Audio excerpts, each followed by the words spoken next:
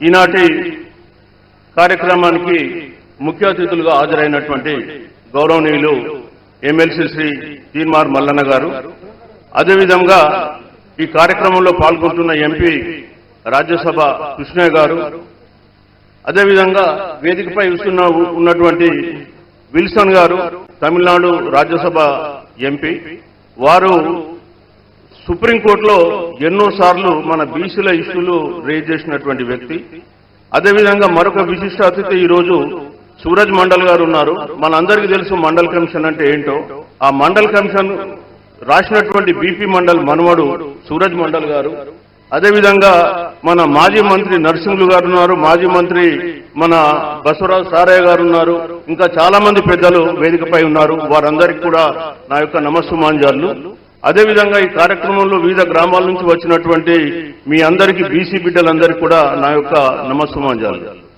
ముఖ్యంగా మల్లన్న గారు గత 7-8 నెలల నుంచి మేమిద్దరం కూడా చాలా ఉద్యమాల్లో పాల్గొన్నామంటే, మొట్టమొదట బీసీ ఇంటలెక్చువల్ ఫోరం సమావేశం తాజకృష్ణ హోటల్లో పెట్టి మరి బీసీలకు జరుగుతున్నటువంటి అన్యాయాల గురించి, ముఖ్యంగా కులగణన చేయకుండా రాష్ట్ర ప్రభుత్వం పంచాయతీ ఎన్నికలకు ఎట్లా వెళ్తుందనే విషయం గురించి వారికి తెలియజేసి ఆ సంఘాలన్నింటినీ యాక్టివేట్ చేసిన తర్వాత ఈరోజు రాష్ట్ర ప్రభుత్వం ముందుకు వచ్చేసి కులగణన చేసింది. అదేవిధంగా ఇప్పుడు బీసీ సంఘాలన్నీ యాక్టివ్గా ఉన్నాయి కాబట్టి రాష్ట్ర ప్రభుత్వం ముందుకు వచ్చేసి మళ్ళీ 42% రిజర్వేషన్ ఇవ్వడానికి ఒక స్పెషల్ అసెంబ్లీ సెషన్ కూడా ఏర్పాటు చేయాలని చెప్పేసి ఆలోచిస్తున్నట్టు పేపర్లో వార్తలు చూస్తున్నాం. ముఖ్యంగా మీ అందరికీ నేను చెప్పేది ఒకటే, గత 77 ఏళ్లుగా బీసీలు అన్ని రంగాల్లో తీవ్రంగా అన్యాయం చేయబడ్డటువంటి వ్యక్తులు. ఈరోజు ఏ రంగంలో చూడండి, రాజకీయ రంగం కావచ్చు, ఆర్థిక రంగం కావచ్చు, సామాజిక రంగం కావచ్చు, విద్యారంగం కావచ్చు, అన్ని రంగాలలో కూడా బీసీలకు తీవ్రమైన అన్యాయం గత 77 సంవత్సరాలుగా జరుగుతూ వస్తుంది. మనం కొన్ని విషయాల గురించే మనం ఎక్కువగా మాట్లాడుతున్నాం. ఈరోజు ఈడబ్ల్యూఎస్ రిజర్వేషన్ల గురించి మనం ఇక్కడ మాట్లాడదామని, చర్చిద్దామని చెప్పాం. ఇక్కడ ఈడబ్ల్యూఎస్ రిజర్వేషన్ల గురించి పార్లమెంట్లో అడ్డుకున్నటువంటి వ్యక్తి మన విల్సన్ గారు. పార్లమెంట్లో ఈడబ్ల్యూఎస్ 3 రోజుల్లో అప్రూవల్ జరిగింది. ఒక రోజు అంటే జనవరి 8 రోజు పార్లమెంట్ లోక్సభలో పెట్టిండ్లు, బిల్లు పాస్ అయింది. 9వ రోజు రాజ్యసభలో పెట్టిండ్లు, బిల్లు పాస్ అయింది. 12వ రోజు రాష్ట్రపతికి ఆమోదమైంది. 15వ రోజు అది చట్టంగా మారిపోయింది. ఆ తర్వాత జనవరి 19 నుంచి దేశవ్యాప్తంగా అమలవుతుంది. సో ఈ విధంగా చెప్పుకుంటా పోతే బీసీలకు సంబంధించినటువంటి అనేకమైన అన్యాయాలు దేశంలో జరుగుతూ ఉన్నాయి. అట్లాగే ఆర్థికపరమైన చూసినట్టయితే, ఆర్థికపరమైన రిజర్వేషన్లలో ముఖ్యంగా ఇక్కడే ఉన్నారు ఎంబీసీ, అంటే మన బీసీ కమిషన్ చైర్మన్ గారు. గతంలో మనం చూస్తే ఒకటి ఎంబీసీ కమిషన్ అని ఒకటి 2017లో వేశారు.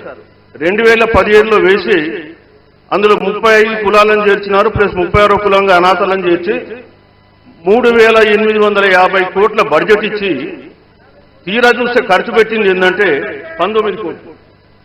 ఎందుకయ్యా మీరు వీళ్ళకి ఎంగిల్ మెతుకులు విసిరేస్తున్నారు? ఇవాళ భారతదేశంలో ఎక్కడ లేనటువంటి ధనవంతులు మన హైదరాబాద్ నగరంలో ఉన్నారు. ఉరున్ ఇండియా అని ఒక రిపోర్ట్ ఇచ్చారు 2024లో. దాని ప్రకారం భారతదేశంలో ముంబై, ఢిల్లీ తర్వాత అత్యధికంగా ధనవంతులు ఉన్నటువంటి ప్రదేశం హైదరాబాద్. ఎట్లయింది భారతదేశంలో హైదరాబాద్ 3వ స్థానానికి?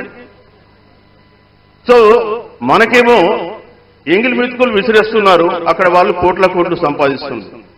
ఎట్లయిన దానికి చాలా ఉన్నాయి మరి చెప్పడానికి. మరి ఇక్కడ నా వెనుక ఉన్న వాళ్ళు కొద్దిగా టైం అంటున్నారు కాబట్టి నేను కొద్దిగా తగ్గించాల్సి వస్తుంది. ముఖ్యంగా ఇప్పుడు హైదరాబాద్లో బిలియన్ సంపద అంటే $1 బిలియన్ దాటిన వాళ్ళు 18 మంది ఉన్నట్టు వాళ్ళు లెక్క తెలిపారు. ఆ 18 మంది ఓసీలే, ఒక్కడు బీసీ లేడు, ఎస్సీ లేడు, ఎస్టీ లేడు. ఇది పరిస్థితి. ఇవాళ హైదరాబాద్ భారతదేశంలో 3వ స్థానంలో రిచెస్ట్ ప్లేస్ ఎట్లయిందంటే అది. మీరు అదే విధంగా చూస్తే కేంద్ర ప్రభుత్వము గత 10 సంవత్సరాలుగా 14.5 లక్షల కోట్లు రుణమాఫీ చేసినట్టు లోక్సభలో చెప్పినారు 2024లో. అందులో ఒక పెద్ద మనిషి ఉన్నాడు, రిలయన్స్ సంబంధించినటువంటి అధినేత అనిల్ అంబానీ. అనిల్ అంబానీకి సంబంధించి 48,000 కోట్లైన రుణం తీసుకున్నాడు. 48,000 కోట్ల రుణం తీసుకుంటే ఆయనకు 480 కోట్లు మాత్రమే కట్టించుకొని మిగతాదంతా రుణమాఫీ చేసి. ఇది భారతదేశం. అదే మన 80 కోట్ల బీసీ బిడ్డలు ఉన్నారు ఈ దేశంలో.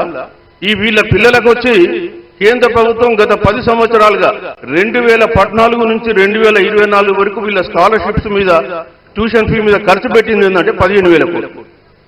ఒక్క వ్యక్తికి మనం 47,000 కోట్ల రుణమాఫీ చేసి 80 కోట్ల మంది ప్రజల బిడ్డలకు 15,000 కోట్లు ఖర్చు పెడుతున్నారు. ఇది దేశంలో జరుగుతున్నటువంటి విషయం. మరి మనం చూసినాం, ఈ దేశంలో ఏ ఉద్యమం జరిగినా, మన రాష్ట్రంలో ఏ ఉద్యమం జరిగినా బీసీ బిడ్డలే ముందుండి ఉద్యమాలు జరిపించారు.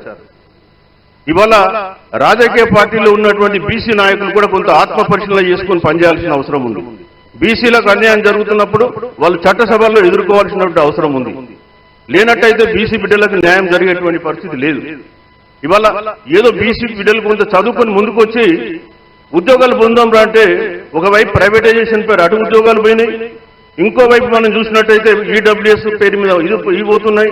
కేంద్రంలో చూస్తే 4 కేటగిరీ ఉద్యోగాలు ఉంటాయి, ఏబిసిడి అని. ఏ కేటగిరీ బి కేటగిరీలో 15% దాటలేదు. సిడి కేటగిరీలో ఈ రోజుకి 22% దాటలేదు.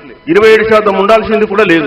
ఇక పోతే సెంట్రల్ ఇన్స్టిట్యూషన్లను ఐఐటి ఐఎంలో మనం వెళ్ళి చూస్తే ప్రొఫెసర్లలో 4% కూడా లేదు. బ్యాంకులలో తీస్తే టాప్ మేనేజ్మెంట్లలో మొత్తం కూడా 7% లేరు ఓబీసీ. మరి ఏమైంది రిజర్వేషన్? ఎందుకు అమలైతలేదు? ఒకవైపు రిజర్వేషన్ పరిస్థితి అట్లా ఉంది, ఇంకోవైపు ఆర్థికంగా మీకు ఆర్థికంగా కూడా చెప్పాలంటే కేంద్ర బడ్జెట్ లో 21-22 సంవత్సరానికి ఎస్సీ కాంపోనెంట్ కింద 1,12,000 ఖర్చు పెట్టింది. మేము వద్దనంటే ఎస్టీ కాంపోనెంట్ మీద 76,000 ఖర్చు పెట్టింది, వద్దనంటే. కానీ బీసీ కాంపోనెంట్ ఎంత పెట్టిండు? 2,000 కోట్లు. సో మనకు స్పెషల్ కాంపోనెంట్ లేదు.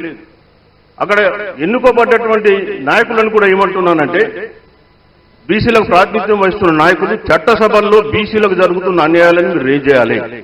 లేనట్టయితే ఇక్కడ మనకు న్యాయం జరిగే ప్రసక్తే లేదు.